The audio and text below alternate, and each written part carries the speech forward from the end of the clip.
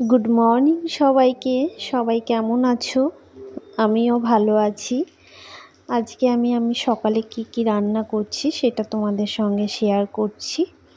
দেখো, সকালে আমি মুগ ডাল আর লাউ দিয়ে করছি, যেহেতু আজকে আমার নিরামিষ সেই জন্য। তো আরও সব রান্না করছি। এখানে লাল শাক ভাজা করব, এটাও নিরামিষ, তাই একদম পেঁয়াজ রসুন কিছুই দেওয়া যাবে না। আদা আর কালো জিরে আর কাঁচা লঙ্কা দিয়ে এটা রান্না করব। একটু শুকনো লঙ্কাও ভেজে রেখেছি আলাদা করে। তো ফেসবুকে তো জানো রেগুলার ভিডিও দিয়ে যাচ্ছি, সবই করছি, কিন্তু এখানে না অনেকটা ভাগ্য বলেও আছে। কোনো ভিডিও যদি ভাইরাল হয়ে যায় তারপরে কিন্তু তার অনেকটাই তার এগিয়ে যাওয়ার পথটা অনেক সোজা হয়, কিন্তু সবার তো সেটা হয় না। এখানে প্রচুর ধৈর্যের দরকার। রেগুলার নিয়ম করে ভিডিও দিয়ে যাচ্ছি, কতদিন থেকে করছি, তারপরেও সফলতা পাওয়া সত্যিই কষ্টের।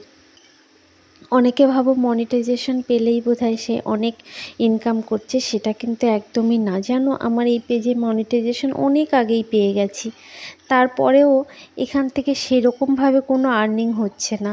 আর আগে যাও রিচ এনগেজমেন্ট ছিল, এখন যেন দিন দিন কমে যাচ্ছে। কেন বুঝতে পারছি না। নিয়ম করে ভিডিও দিয়ে যাচ্ছি তারপরেও।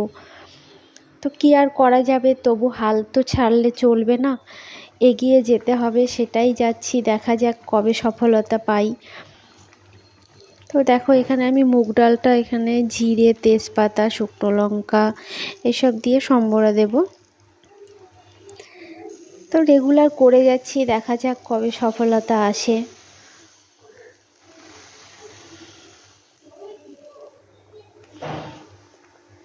ডালটা হয়ে গেছে, ডালটা এবার নামিয়ে নেব।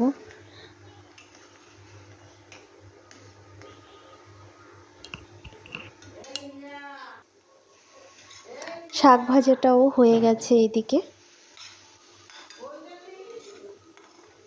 লাল শাক ভাজা খেতে কে কে ভালোবাসো বলো তো? ওপর দিয়ে একটু পোস্ত ছড়িয়ে দিলে আরও ভালো লাগবে। তো পরে আমি দিয়েছিলাম, সেটা আর তোলা হয়নি।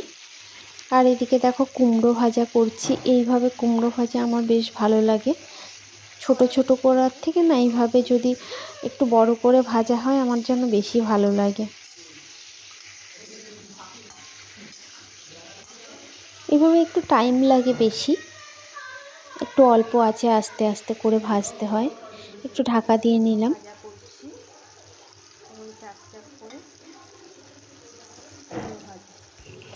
আর আমি দেখো এখানে সজনে ডাঁটা, আলু, ব্রোকলি সেই ডাঁটাগুলো দিয়ে একটা চচ্চড়ি করব।